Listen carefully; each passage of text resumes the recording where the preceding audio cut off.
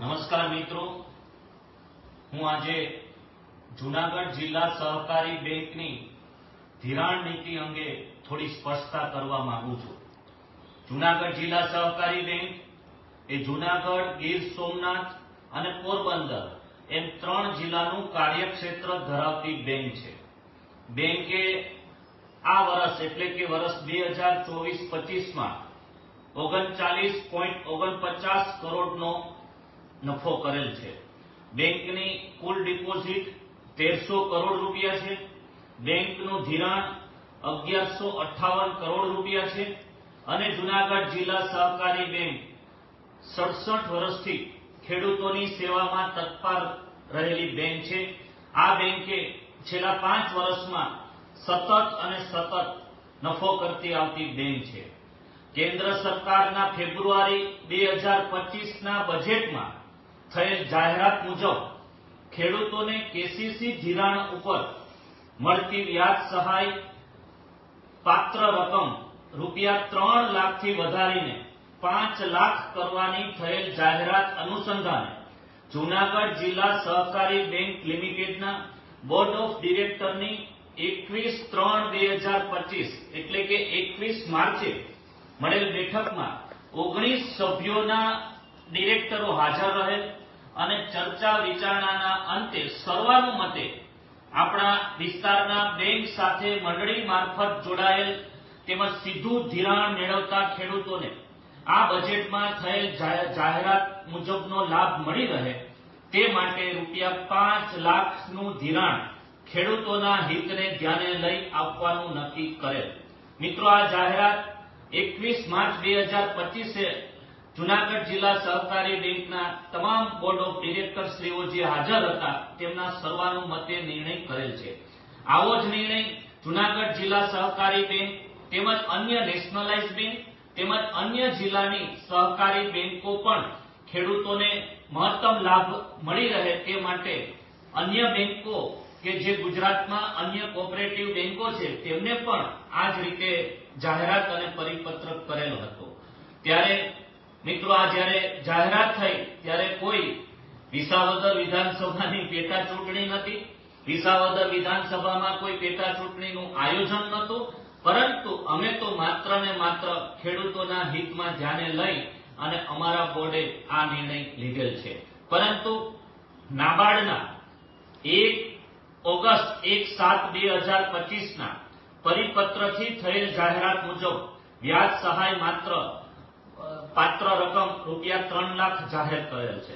જે અન્વયે અમારી બેંકની સાધારણ સભા 20/7/2025ની બેઠકમાં 21 બોર્ડ ઓફ ડિરેક્ટરોએ હાજર રહી ઊંડાણપૂર્વક ચર્ચા વિચારણા કરી ખેડૂતોના હિતમાં નિર્ણય લીધેલ છે કે જે ખેડૂત સભાસદોએ રૂપિયા 3 લાખની ઉપરનું ધિરાણ મેળવેલ છે તે 3 લાખ ઉપરના રૂપિયા 2 લાખ વ્યાજને પાત્ર બને છે। તે માટે બેંકે ધિરાણ ઉપરના સમયથી 31/8/2025 સુધીનો જે વ્યાજનો ખર્ચ થાય તે જૂનાગઢ જિલ્લા સહકારી બેંક આ પોતાના ખર્ચે વ્યાજની સહાય ખેડૂતોને ચૂકવી આપશે। આવો ઐતિહાસિક નિર્ણય જૂનાગઢ જિલ્લા સહકારી બેંકે જ માત્ર અને માત્ર લીધેલ છે, જે ખેડૂતોના હિતમાં અત્યાર સુધીમાં ન લેવાયેલ નિર્ણય છે। આ દરમિયાન ખેડૂતોએ રૂપિયા 2 લાખની વ્યવસ્થા કરવાની અથવા ભરવાની કોઈ વાત થયેલ નથી, પરંતુ જો ખેડૂતોને વ્યાજ સહાયની રકમ જે મળવા પાત્ર છે તે માત્ર રૂપિયા 3 લાખ ઉપર જ રહેશે। ઉપરના 2 લાખનું વ્યાજ 31 ઓગસ્ટ પછી બેંકના ધારાધોરણો અને નીતિ નિયમ મુજબ ભરપાઈ કરવાનું રહેશે તેવી જાણ કરેલ છે। ઘણા સોશિયલ મીડિયાના તેમજ દૈનિક અખબાર પત્રોના માધ્યમથી ખોટી રીતે અમારી બેંક સાથે જોડાયેલ ખેડૂત ભાઈઓને ગેરમાર્ગે દોરવામાં આવેલ છે કે તાત્કાલિક રૂપિયા 2 લાખનું ધિરાણ ભરપાઈ કરવાની સૂચના બેંક દ્વારા આપવામાં આવેલ છે। આ વાત સદંતર ખોટી અને તદ્દન પાયા વિહોણી છે। અત્યારે પણ કોઈ પણ ખેડૂત ખાતેદાર જૂનાગઢ જિલ્લા સહકારી બેંકમાંથી ધિરાણ મેળવવા માંગતા હોય તો તેમને બેંકના ધારાધોરણો મુજબ બેંકમાંથી ધિરાણ મેળવી શકે છે। મિત્રો, મને કહેતા દુઃખ થાય છે કે આ બેંકમાં અમુક લોકો ખોટી રીતે રાજનીતિ લાવી અને ખેડૂતોને ગેરમાર્ગે દોરી રહ્યા છે. ગુજરાત નહીં, સમગ્ર ભારતમાં ઘણી બેંકોએ 3 લાખથી વધારે 5 લાખ રૂપિયા સુધીનું ધિરાણ આપ્યું પણ છે. અમારી બેંકે પણ આપ્યું છે. અમે તો ખેડૂતોના હિતમાં એક ઐતિહાસિક નિર્ણય લીધો છે કે જે ખેડૂત ભાઈએ 3 લાખથી વધારે અને 5 લાખ સુધીનું ધિરાણ લીધું હોય તો તેનું 31 ઓગસ્ટ સુધીનું વ્યાજ પણ જૂનાગઢ જિલ્લા સહકારી બેંક આપશે. અને ત્યારબાદ કોઈને પૈસાની જરૂરિયાત હોય તો તે ધિરાણ પોતાનું ચાલુ જ રાખી શકશે. તે એનિમલ હસબન્ડરી સ્કીમ હોય કે અન્ય કોઈ સ્કીમમાં આ ધિરાણ પણ લઈ શકે છે. અને જ્યારે નાબાર્ડ દ્વારા પરિપત્ર આપવામાં આવ્યો છે 1/7/2025 નો કે 3 લાખ રૂપિયા સુધીનું જ ઇન્ટરેસ્ટ સબવેશન મળશે, એટલા માટે એ પરિપત્રનું પાલન કરવું પણ અમારી ફરજ બને છે. ગુજરાતની ઘણી કોઓપરેટિવ બેંક હોય કે ઘણી નેશનલાઇઝ બેંક હોય એમને 3 લાખથી વધારે 5 લાખનું ધિરાણ આપી ચૂક્યા છે અને ઘણા ખેડૂત ભાઈઓએ એ લીધેલું પણ છે. પરંતુ અમે 3 લાખથી વધારે 5 લાખનું ધિરાણ જે ખેડૂત ભાઈઓએ લીધું હોય તો તેનું વ્યાજ ઉપરના 2 લાખનું અમે 31 ઓગસ્ટ સુધી ભરપાઈ કરવાનો જૂનાગઢ જિલ્લા સહકારી બેંકે 20 તારીખે જે મળેલ બોર્ડ ઓફ મીટિંગમાં લગભગ 21 ડિરેક્ટરોની હાજરીમાં આ સર્વાનુમતે નિર્ણય લીધેલ છે. કારણ કે અમારી બેંકનો પ્રોફિટ ગત વર્ષે ખૂબ જ સારો છે અને એમાં જો ખેડૂતોને લાભ થતો હોય અને થોડી રકમ પ્રોફિટમાંથી બેંક સાથે જોડાયેલ ખેડૂતોના હિતમાં વપરાય એ માટેનો એક ઐતિહાસિક નિર્ણય જૂનાગઢ જિલ્લા સહકારી બેંકના બોર્ડ ઓફ ડિરેક્ટર્સની મળેલ બેઠકમાં લેવાયેલ છે. આ બેંક સતત નફો કરતી બેંક છે.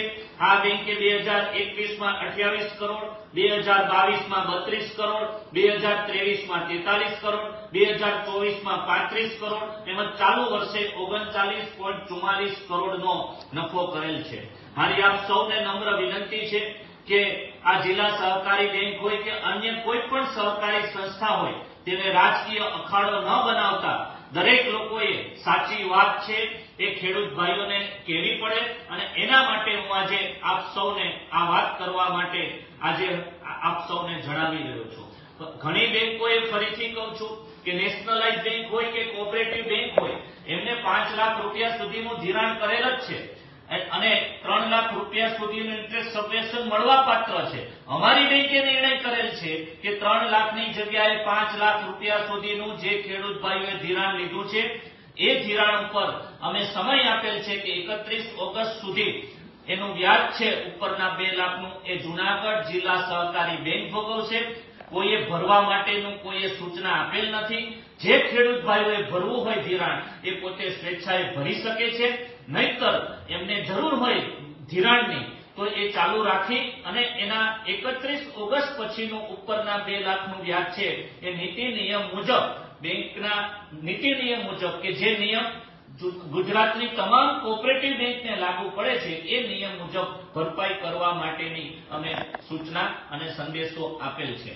હું જૂનાગઢ જિલ્લા સહકારી બેંક સાથે જોડાયેલ તમામ મંડળીના પ્રમુખ, મંત્રીશ્રી, સભાસદશ્રીઓને અસ્વસ્થ કરવા માંગુ છું કે આ વાતને સમજાવી અને કોઈ ગેરમાર્ગે દોરાય નહીં એ માટેની સ્પષ્ટતા કરવા માટે હું આપ સૌને આ સંદેશો આપું છું. આપણે સૌ ખેડૂત પુત્રો છીએ, ખેડૂત સાથે જોડાયેલા લોકો છીએ. આપણું દરેકનું હિત છે એ ખેડૂતનું ભલું થાય એના માટેનો એક નિર્ણય કરવા માટે જૂનાગઢ જિલ્લા સહકારી બેંક અને એના બોર્ડ ઓફ ડિરેક્ટરશ્રીઓ તત્પર છે. આ વાત જણાવવા માટે આજે હું જૂનાગઢ જિલ્લા સહકારી બેંકની ધિરાણ નીતિ અંગેની સ્પષ્ટતા કરવા માટે આજે મેં આ સંદેશો આપ સૌ સુધી પહોંચે એ માટેના મેં પ્રયત્નો કર્યા છે. ચાલો આપણે સૌ આગળ વધી આપણી ખેડૂતોની સંસ્થા, આપણી બેંક, આપણી સુરક્ષાની બેંક એના માટે સૌ તત્પર રહીએ એ જ આશા અને અપીલ સાથે હું મારી વાતને વિરામ આપું છું. જય જવાન, જય કિસાન, જય સહકાર.